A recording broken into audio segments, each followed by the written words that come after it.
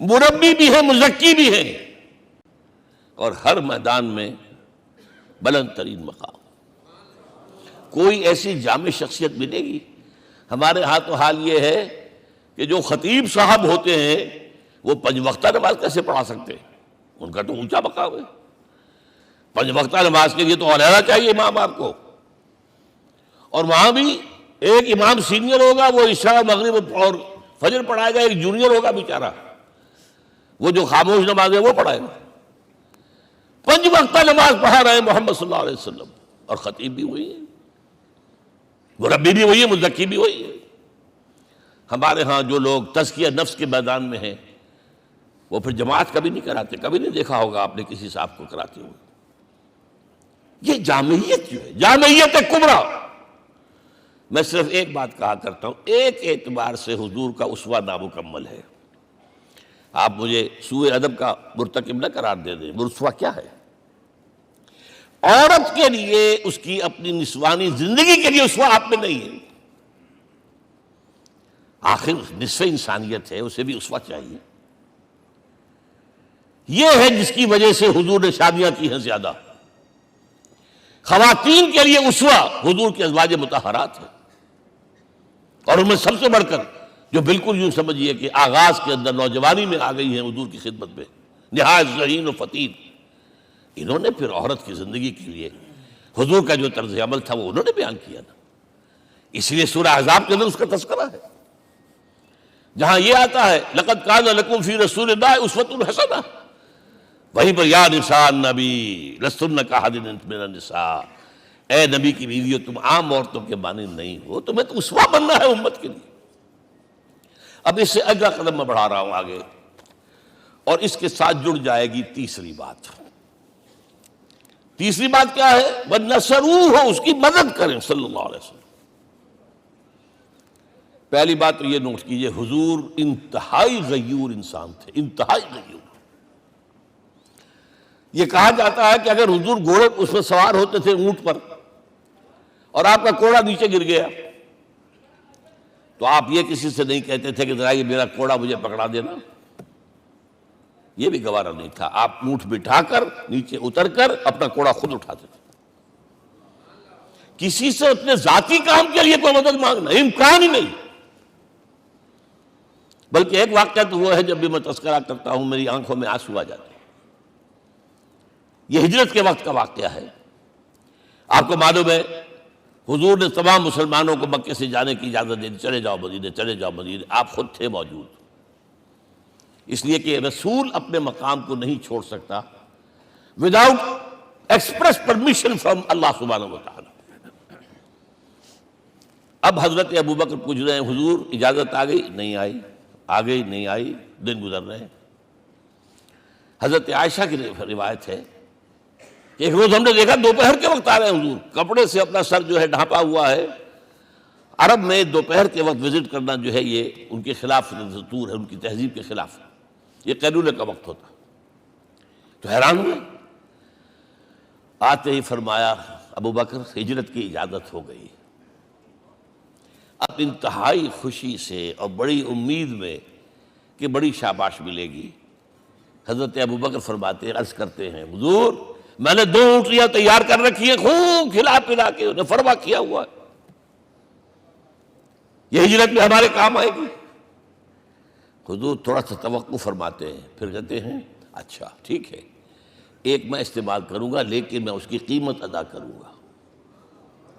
حضرت ابوبکر رو پڑے، حضور مجھ سے یہ مغایرت،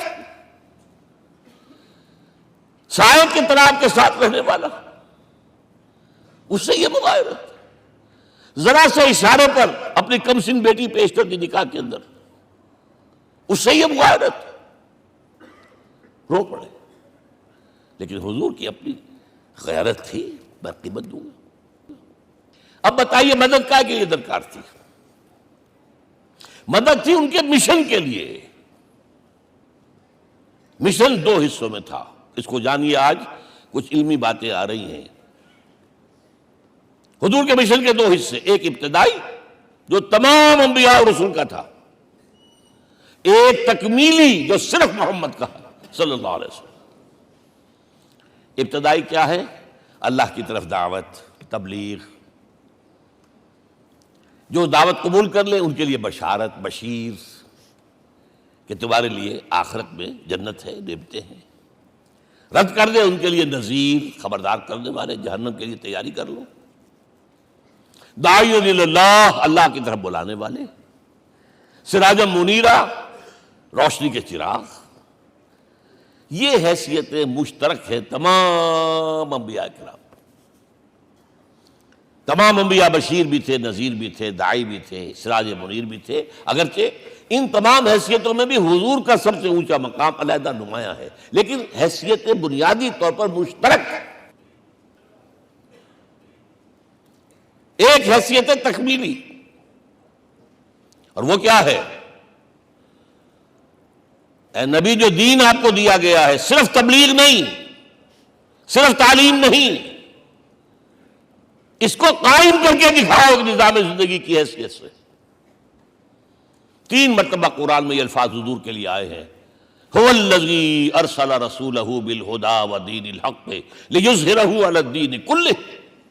3 دفعہ سورہ توبہ میں یہ الفاظ آئے، سورہ صف میں یہ الفاظ آئے، سورہ فتح میں یہ الفاظ آئے. وہی اللہ جس نے بھیجا ہے اپنے رسول کو صلی اللہ علیہ وسلم، الہدیٰ قرآن حکیم، ہدایت کاملہ، اور نمبر 2 دین حق. یہ 2 چیزیں دے کر بھیجا. کس لیے؟ تاکہ اس دین کو غالب کرے پورے نظام زندگی پر. یہ معاملہ ذرا سوچئے. اور یہ حضور کے لیے 3 دفعہ، اور کسی اور نبی کے لیے 1 دفعہ بھی نہیں. قرآن مجید کے اس نقطے کو ذہن نشین کر لیجیے. اصل میں یہ کیا ہے؟ اسے ہم یوں کہیں گے، ایک ہے نبوت و رسالت، ایک ہے تکمیل نبوت و رسالت. ہمارے ہاں ختم نبوت کے اوپر تو زور دیا گیا ہے، اور صحیح دیا گیا ہے، ایمان کا ہمارا جز ہے. حضور کے بعد کسی نے بھی دعویٰ کیا نبوت کا، وہ جھوٹا کذاب دجال. جس نے مانا وہ بہرحال دائرہ اسلام سے خارج ہے، اور جو بھی کچھ ہوا کرے وہ. یہ چونکہ قانونی بات تھی اس لیے اس کا حق ادا کیا علماء کرام نے. واقعہ یہ ہے کہ اس میں کوئی کمی نہیں رکھی، لیکن حضور کی فضیلت اس میں نہیں ہے. فرض کیجئے کہ نبوت چلی آ رہی تھی ہموار طور پر، ایک جگہ آ کے ختم ہو گئی، تو فضیلت کون سی ہوئی؟ نہیں، نبوت و رسالت تدریجاً ترقی کرتے ہوئے اپنے نقطۂ عروج کو پہنچ کر ختم ہوئی. یہ ہے فضیلت. اب آپ سوچئے، الہدیٰ دیا گیا حضور کو، تو کیا تورات میں ہدایت نہیں تھی؟ سورہ اعراف کی آیت ہے، سورہ مائدہ کی، انا انزلنا التوراۃ فیہا ھدی ونور. ہم نے نازل کی تھی تورات، اس میں ہدایت بھی تھی، نور بھی تھا. ہم مانتے ہیں اللہ کی کتاب تھی. وہی فرمایا ہے انجیل فیہا ھدی ونور، اس میں ہدایت بھی تھی، نور بھی تھا. پھر یہ الہدیٰ قرآن آیا. یہ کیا ہے؟ ہدایت نے درجہ بدرجہ ترقی کرتے ہوئے قرآن میں آ کر کامل ہو گئی. ہدایت کامل. وجہ کیا ہے؟ انسان کا شعور بھی تو درجہ بدرجہ بڑھا ہے. ایک وقت تھا ہمارا بچپن تھا، فکر کے اعتبار سے، سوچ کے اعتبار سے، علم کے اعتبار سے. ہمارے آباء و اجداد کبھی جو رہتے تھے غاروں کے اندر یا کبھی آئے ہیں تو کیا تھا ان کے پاس؟ اب اس وقت جو ہے کسی کو آپ پرائمری کے بچے کو پی ایچ ڈی ڈاکٹر رکھ دیجئے ٹیوٹر، تو کیا پڑھائے گا تو وہی جو پرائمری کا بچہ سمجھ سکے. لہذا وہ جو کہا گیا تھا آدم کو اس زمین کی خلافت دیتے، فَإِمَّا يَأْتِيَنَّكُم مِّنِّي هُدًى فَمَن تَبِعَ هُدَايَ فَلَا خَوْفٌ عَلَيْهِمْ وَلَا هُمْ يَحْزَنُونَ. یہ ہدایت رفتہ رفتہ آئے گی آئے گی آئے گی آئے گی. اور یہ بات جان لیجئے، پروفیسر ڈاکٹر محمد شریف نے جو کتاب لکھی ہے فلسفے کی تاریخ پر، اس میں بتایا ہے کہ 1200 برس انسانی تاریخ کے بہت ہی پروڈکٹیو ہے فلسفیانہ فکر کے لیے. From 600 BC to 600 AD 1200 years سارے فلسفے اسی میں پیدا ہوئے. سقراط، مختار، افلاطون اور یہ سب نکل گئے، اور کنفیوشس بھی آ گیا، تاؤ بھی آ گیا، اور بدھ بھی آ گیا، جین بھی آ گیا، سب آ گئے. گویا کہ انسان جب کچھ سوچ سکتا تھا، جتنا سوچ سکتا تھا سوچ چکا. اور یہ بھی سنا دوں، حضرت عیسیٰ نے کہا تھا اپنے حواریوں سے، ڈپارٹنگ جو میسج تھا، مجھے ابھی تم سے اور بھی بہت باتیں کرنی تھی لیکن تم ان کا تحمل نہیں کر سکو گے، جب وہ فارقلیت آئے گا صلی اللہ علیہ وسلم تو تمہیں سب کچھ بتائے گا۔ لہذا جب انسان بلوغت کو پہنچا ہے فلسفیانہ فکر کے اعتبار سے، تب، اور یہ بھی نوٹ کر لیجئے، بہت اہم بات کہہ رہا ہوں، چند مہینے غار حرا کی تنہائیوں میں اللہ تعالیٰ نے حضور کو وہ سارا ذہنی سفر طے کرایا ہے۔ کیا کرتے تھے حضور جا کر غار حرا میں؟ کبھی سوچا آپ نے؟ اگر آپ یہودیوں میں پیدا ہوئے ہوتے تو یہودی طرز پر آپ عبادت کرتے، اگر کہیں عیسائیوں میں پیدا ہوتے تو عیسائیوں کی طرف پر آپ تو نہیں تھے، آپ تو پیدا وہ مشرکین میں شرک کرنے کا امکان ہی نہیں آپ کے لیے، تو کیا کرتے تھے؟ حدیث کے الفاظ یہ یتحنث فی، وہاں جا کر عبادت کرتے تھے۔ اب شارحین حدیث نے بہت عمدہ لکھا ہے، کان صفت تعبدہ فی غار حرا التفکر والاعتبار، غار حرا میں آپ کی عبادت فکر، غور و فکر، تفکر و اعتبار، جس کی میں تعبیر یہ کر رہا ہوں، جس کو کہا کبھی اکبر الہ آبادی نے، خدا کے کام دیکھو بعد کیا ہے اور کیا پہلے، نظر آتا ہے مجھ کو بدر سے غار حرا پہلے۔ تم غار حرا کو نہیں جانتے، مصطفیٰ اندر حرا خلوت گزید، قوم آئین و حکومت آفرید۔ The most productive part of the period life of Muhammad is that which he passed in غار حرا۔ فکر کی ساری جو ہیں بلندیاں طے کی، تب آیا ہے اقرا بسم ربک، اب اللہ کا الہدیٰ شروع ہوا ہے۔ اچھا، اسی طرح نمبر 2، دین حق مکمل ہوا ہے، ورنہ جب ہم کبھی غاروں میں رہتے تھے کسی میونسپلٹی کا بھی سوال نہیں، نظام کسے کہیں گے؟ پھر یہ ہے کہ قبائلی نظام آیا، چلیے ایک شیخ ہے اس کا کہنا ماننا ہے سب کو، کچھ نظام تو بن گیا نا، اور نظام جہاں آئے گا جکڑ بندی ہو جائے گی۔ اب تم فلاں قبیلے کے شخص ہو، اس کا قبیلے کا سردار یہ، تمہیں حکم ماننا پڑے گا، اس قبیلے کی روایت یہ، تمہیں پیروی کرنی پڑے گی، you have to do it whether you like it or not۔ پھر آپ کی سٹی اسٹیٹس وجود میں آئی، پھر امپائرز وجود میں آ گئے، 400-500 برس سے رومن امپائر، 400-500 برس سے ایرانین امپائر عرب کے اوپر ایسے تھی جیسے افغان کے سر کے اوپر بہت بڑا جو ہے پگڑ رکھا ہوتا ہے، کتنا بڑا ہوتا ہے۔ وہ کسی نے شعر کہا بھی تھا، مجھے تو اب یاد نہیں، کہ سر پہ باندھے ہوئے پورا افغانستان، میرا خیال ہے ضمیر جعفری۔ تو کیا تھا یہ جزیرہ نما عرب، یہ جزیرہ کہلاتا ہے، الجزیرہ، الجزیرہ، اس لیے کہ نیچے آپ کو معلوم ہے بحیرہ عرب، ادھر جو ہے خلیج آ رہی ہے آخر تک، ادھر سے بحیرہ قلزم جا رہا ہے، اور پھر خلیج عقبہ آ گئی ہے، تو یہ سارا جو ہے جزیرہ نما ہے، اس سے پیننسولا۔ لیکن عرب اوپر 2 اور ہیں، عراق عرب، شام عرب۔ عراق عرب پر قبضہ ایران کا، شام عرب پر رومیوں کا۔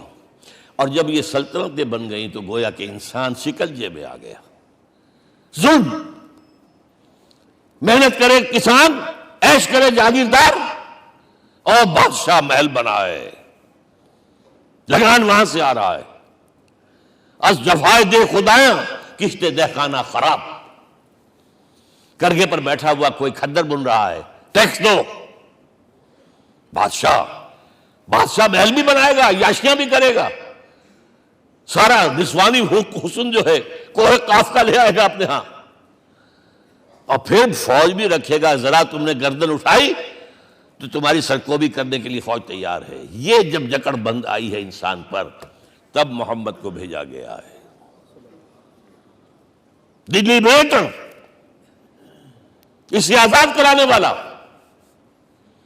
دین حق دیا گیا۔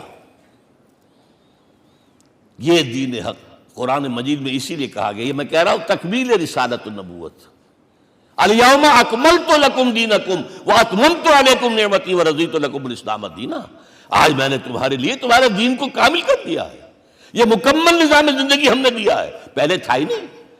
لہذا کسی اور نبی سے یہ نہیں کہا گیا کہ اس کو غالب کرو، میں نے آپ کو بتا دیا کہیں نہیں ہے، نہ نوح، نہ ہود، نہ صالح، نہ ابراہیم، نہ موسیٰ، نہ عیسیٰ، کوئی بھی نہیں۔ اور حضور سے کہا گیا یہ دین اب غالب کرو۔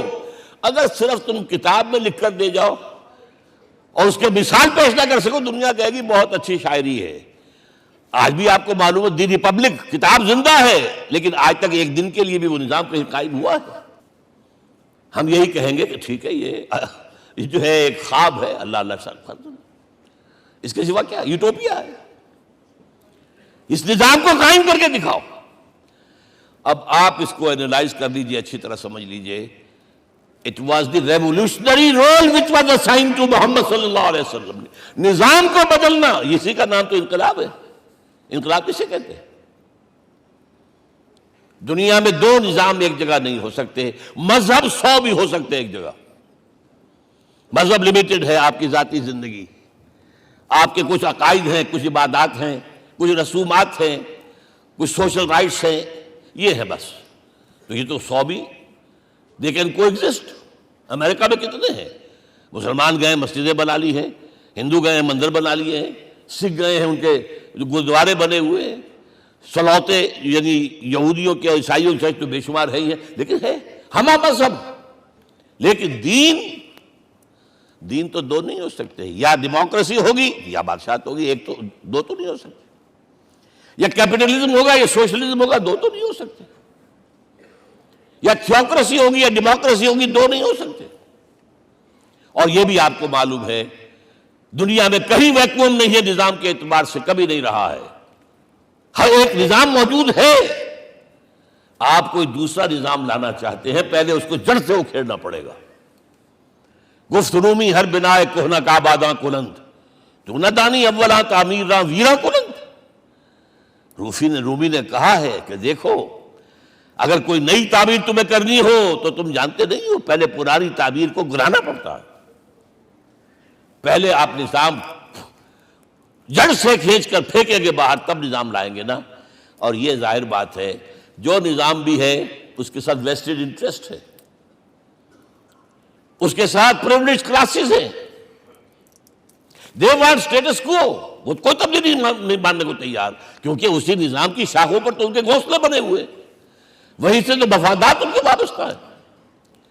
لہذا نظام جو ہے بدلنے کے لیے جانیں دینی پڑتی ہیں، خون بہانا پڑتا ہے، جان جوکھوں کا کام کرنا پڑتا ہے، اس کے بغیر نظام نہیں بدلتا۔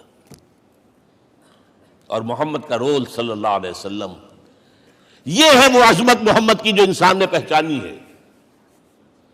میں 3 گواہیاں آپ کے سامنے پیش کر رہا ہوں، 1 from the east, 2 from the west, 3 کہیں ملوے ہے۔ یہی لاہور 1920، یہاں ایک بریڈلا ہال ہوتا تھا، اس بریڈلا ہال میں ایم این رائے کی ایک تقریر۔ And who was M N Roy? Personal friend of Lenin, member of the Communist international.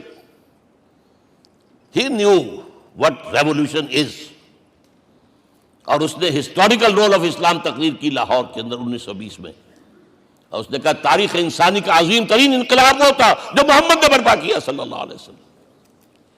میں تو اس کی ذہانت کی داد دیے بغیر نہیں رہا۔ اس نے کہا بعض مورخین یہ جو فتوحات کی ہیں صحابہ کرام نے، ان کو سمجھ بیٹھتے ہیں جیسے اٹیلا نے فتوحات کی ہیں یا چنگیز خان نے کی ہے یا کسی اور، کہاں وہ کہاں یہ، وہاں صرف تباہی آتی تھی۔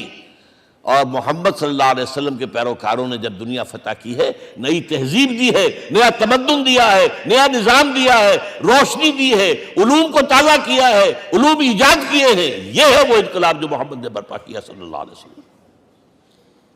یہ کتاب آج بھی ہندوستان میں چھپتی ہے، بمبئی میں، دی ہسٹوریکل رول آف اسلام۔ اور میں سمجھتا ہوں کہ ہندو ہے، کمیونسٹ ہے، اور گواہی دے رہا ہے۔ دوسرا، یہ تو چونکہ بڑی ریسنٹ پاسٹ کی بات ہے، ڈاکٹر مائیکل ہارٹ ایک کتاب لکھتا دی 100، اس کا سب ٹائٹل کیا ہے؟ A selection and gradation of the 100 most influential personalities of the human race, human history. پوری انسانی نسل میں سے ان لوگوں کو چن لو جنہوں نے اس کی تاریخ کے دھارے کے رخ کو موڑا ہو، ادھر جا رہا تھا ادھر کر دیا، ادھر جا رہا تھا ادھر کر دیا۔ جن لوگوں نے بھی تاریخ کا دھارا موڑا، پہلے سلیکٹ کر لو، سلیکشن۔ 100 آدمی کا نام آ گئے، اب گریڈیشن ان میں سب سے زیادہ کس نے کیا؟